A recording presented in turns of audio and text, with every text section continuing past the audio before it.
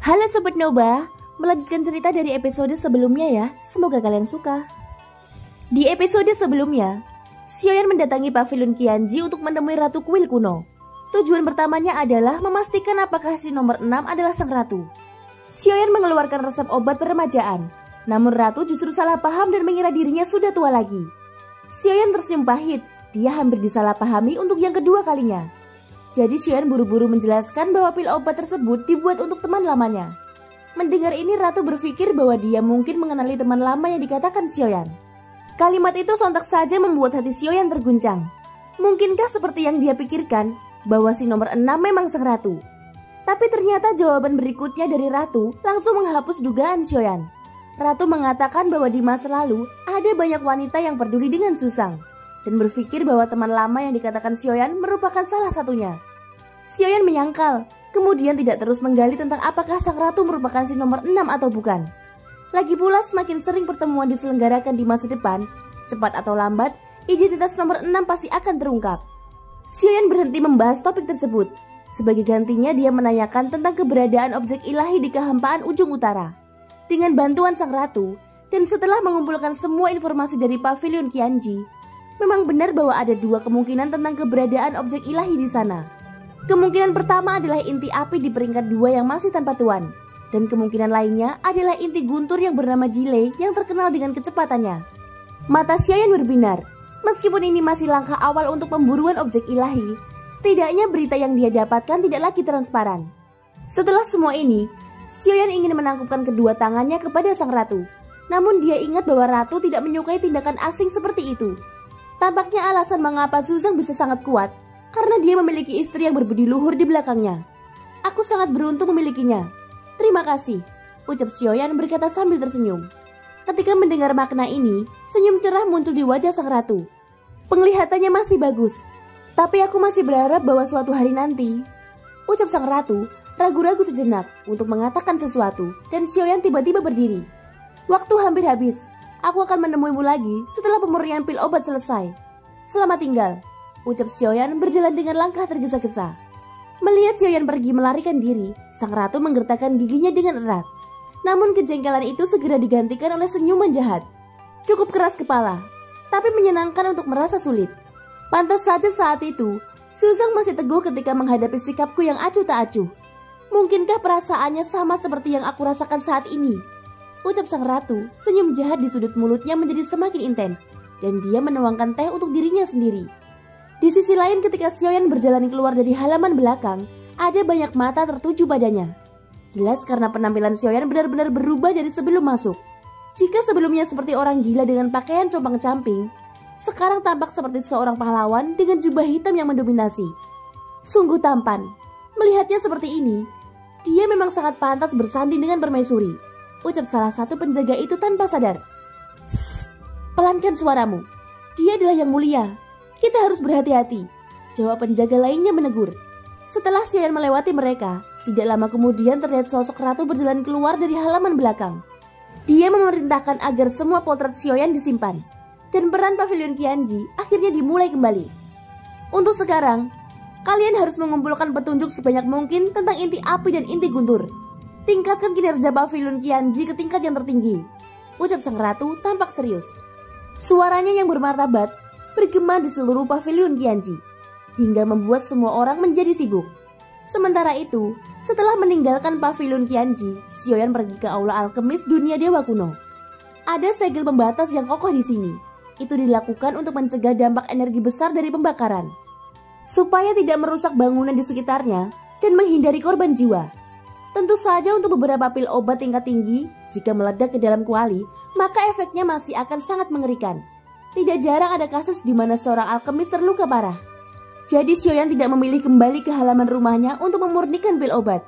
Meskipun pil obat yang akan dia suling digunakan untuk kecantikan, namun peringkatnya tidak rendah. Masih perlu dilakukan persiapan yang matang. Aku tidak tahu di mana Lang Tian sekarang. Dengan bakatnya untuk memurnikan pil obat, dia seharusnya lebih kuat dariku, gumam dalam hati Xiaoyan.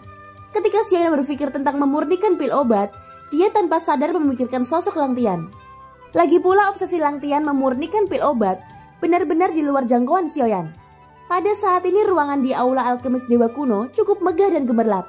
Ada berbagai jenis bahan obat ada di sini. Xiaoyan perlahan berjalan dengan mengenakan topeng di wajahnya. Karena identitasnya sebagai yang mulia, dan karena patung yang diciptakan sang ratu di pusat kota, hanya dengan cara ini Xiaoyan bisa menghindari masalah seperti diawasi oleh banyak orang. Sambil berjalan, dia mencium aroma pil obat yang memenuhi seluruh ruangan. Tata letak interior di seluruh lobi tampak seperti kuali obat yang cukup inovatif. Sambil melihat sekeliling, dalam pandangan Xiaoyan ada lebih dari selusin lantai yang semuanya adalah ruangan pemurnian pil obat. Mereka disediakan khusus untuk para alkemis berbakat di dunia Dewa Kuno. Segera setelah Xiaoyan masuk, terlihat seorang pria parubaya datang untuk menyambutnya. Xiaoyan mengungkapkan wajahnya sejenak dan mendapatkan ruang alkemis tingkat atas. "Yang mulia, tolong ikuti aku," ucap pria parubaya itu setelah mengenali wajah Xiaoyan.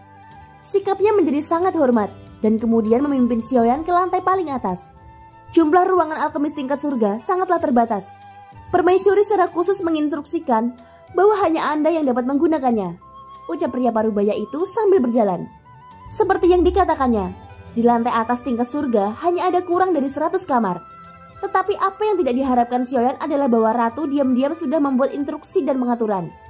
Hanya pada saat inilah dia benar-benar mengerti mengapa Zuzang menjadikan sang ratu sebagai istrinya. Tingkat kecerdasan dan kebijaksanaannya benar-benar di luar kemampuan manusia biasa. Sambil berjalan di lantai paling atas, terlihat sebuah ruangan dilengkapi dengan segel pembatas yang sangat indah. Dan ketika Xiaoyan memperhatikan sekeliling, dia tiba-tiba mengerutkan keningnya.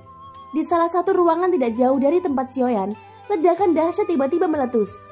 Akan tetapi itu hanya suara yang terdengar dan tidak ada dampak energi yang meluap. Menyaksikan hal tersebut, Xiaoyan merasa kagum oleh segel penghalang yang tetap stabil. Dengan mengisolasi dampak energi seperti itu, masalah ledakan pil obat memang bisa dihindari. Xiaoyan tersenyum kecut. Dia berpikir bahwa memang pilihan yang tepat untuk datang ke sini. Lagi pula dia sudah lama tidak memurnikan pil obat. Jika kualinya benar-benar meledak, setidaknya akan ada jaminan baik-baik saja.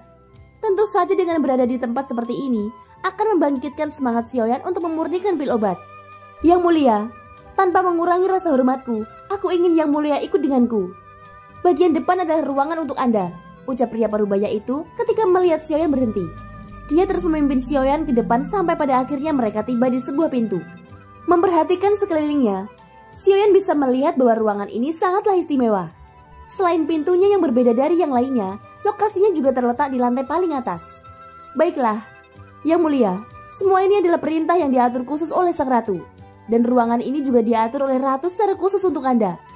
Juga di aula alkemis ini, Yang mulia dapat menggunakan bahan obat apapun yang Anda inginkan," ucap pria parubaya itu sambil menangkupkan tangannya kepada Xiaoyan.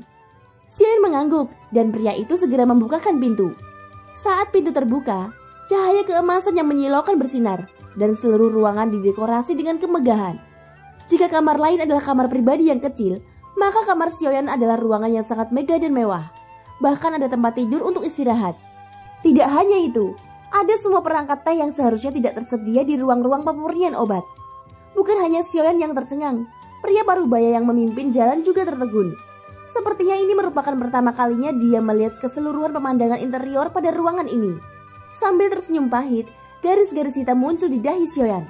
Semua ini benar-benar sesuatu yang tidak pernah terfikirkan.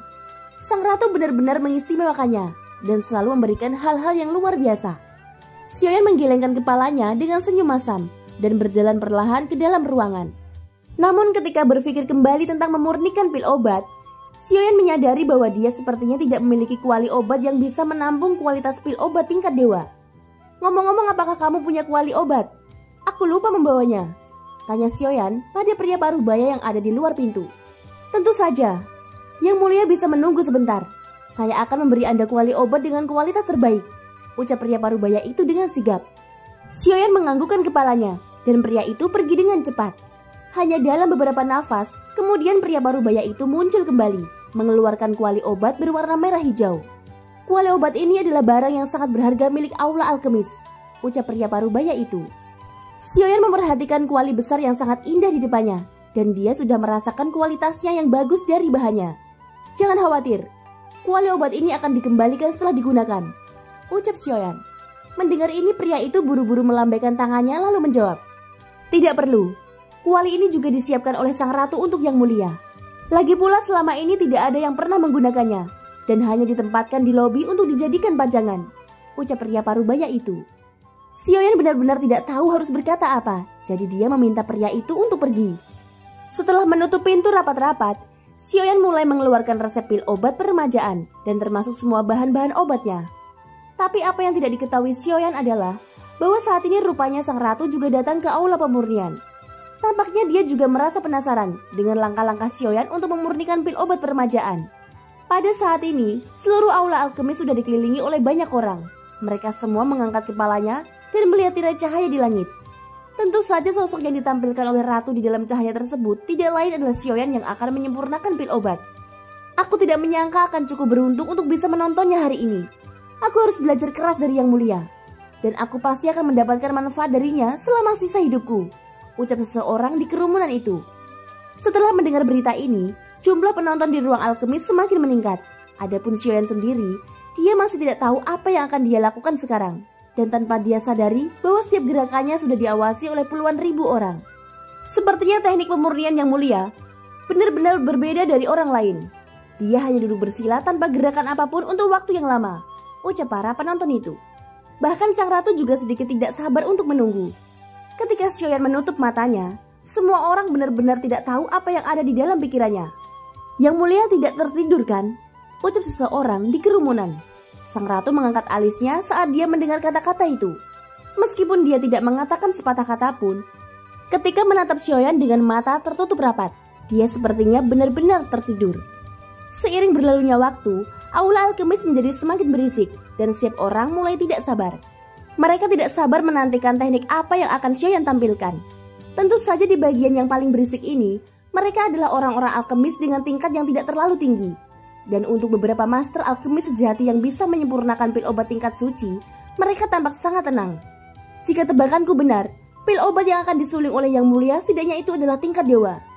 Sebelum memurnikannya, dia pasti akan merencanakan urutan pemurnian yang paling akurat tentang bahan-bahan di dalam pikirannya, ucap salah satu master alkemis itu. Jika demikian, prestasi Yang Mulia dalam memurnikan pil obat sangat mengejutkan. Kamu juga tahu bahwa keberadaan alkemis yang dapat memurnikan pil obat peringkat dewa sangatlah jarang, jawab salah satu master alkemis tersebut. Pada saat ini setelah cukup lama memejamkan mata, Xiaoyan akhirnya membuka matanya di tengah kebisingan. Ribuan bahan obat ditempatkan di depannya, dan tiba-tiba semuanya ditangguhkan di udara secara bersamaan. Kemudian Xiaoyan merentangkan telapak tangannya. Terlihat nyala api hitam melonjak keluar. Dalam sekejap, itu langsung menutupi sebagian dari bahan obat. Pada saat yang sama Xiaoyan kembali mengangkat tangannya. Nyala api putih yang hampir transparan melonjak keluar. Itu menutupi bagian bahan obat lainnya. Dan bagian terakhir muncullah api berwarna ungu merah. Tentunya adegan yang sangat mengejutkan ini bisa disaksikan oleh mata semua orang. Munculnya nyala api dengan 3 warna berbeda membuat semua orang berseru. Terutama adalah para alkemis. Meskipun mereka tidak dapat merasakan suhu dari nyala api, tetapi tidak sulit bagi alkemis manapun untuk melihat bahwa ketiga nyala api dengan warna berbeda itu bukanlah api biasa. Ada desas-desus yang mengatakan bahwa Yang Mulia memiliki inti api. Mungkinkah ketiga api dengan warna berbeda ini semuanya adalah inti api?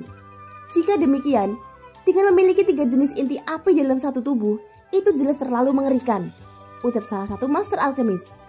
Aku pikir itu sangatlah mungkin. Aku memiliki pemahaman mendetail tentang 9 inti api. Lihatlah api hitam itu.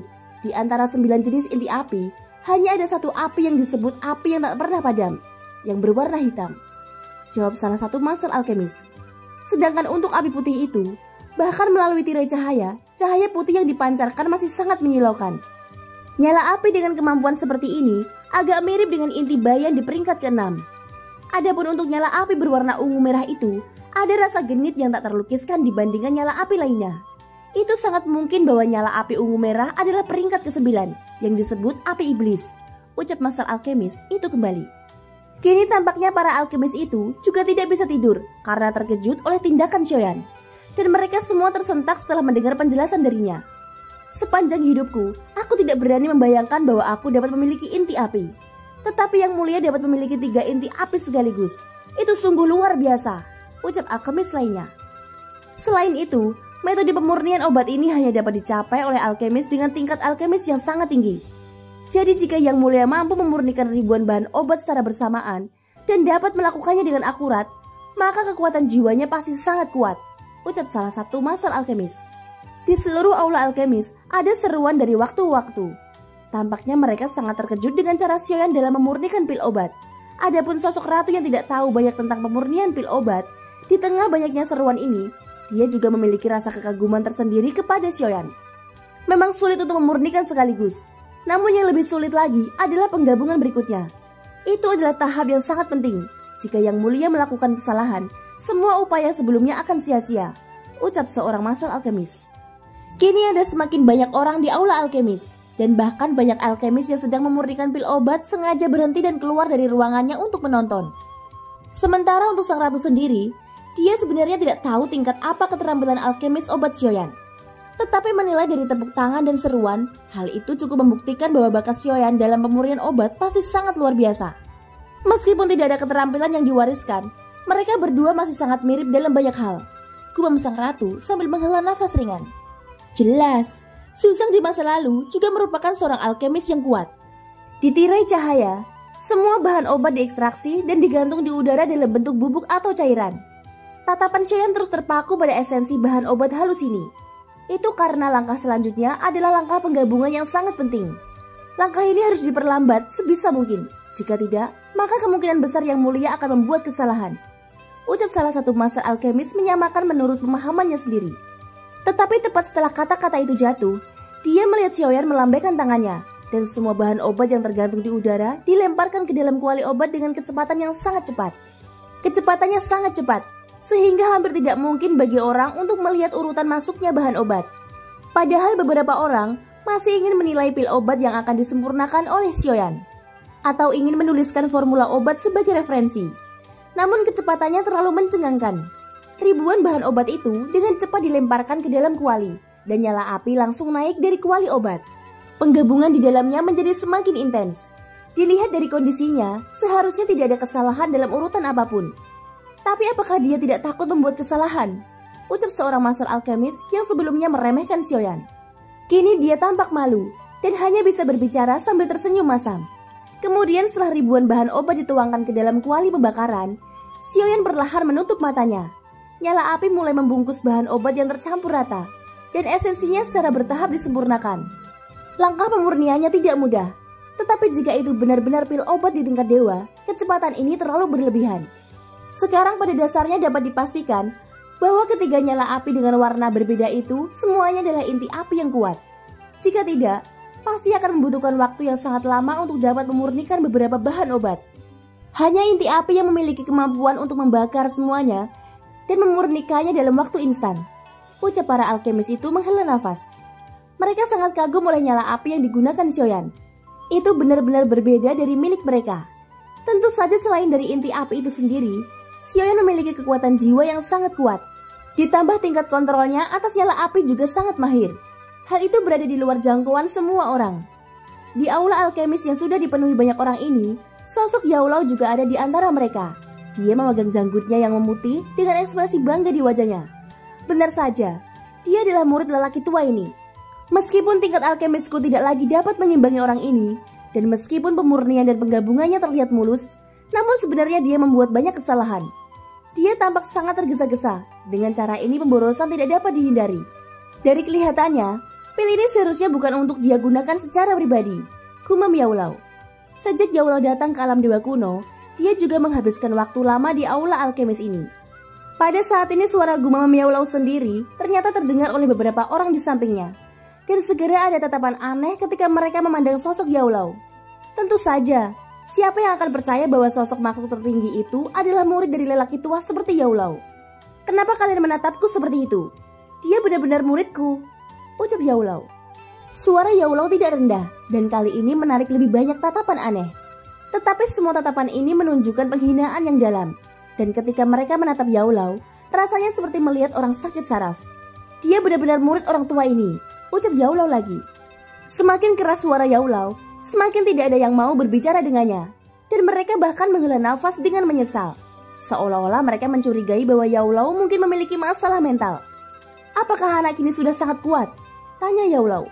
Tidak ada yang mempercayainya. Yaulo merasa sangat tidak berdaya. Dia menatap Xiaoyan dengan alis terangkat dan menatap mata memuja yang tak terhitung jumlahnya di sekelilingnya. Baru saat itulah Yaulo menyadari bahwa muridnya telah tumbuh ke tingkat yang tidak dapat dia bayangkan lagi. Maka dari itu semua orang di sini tidak hanya memuja keterampilan alkemis Xiaoyan, tetapi juga kekuatan Xiaoyan sendiri.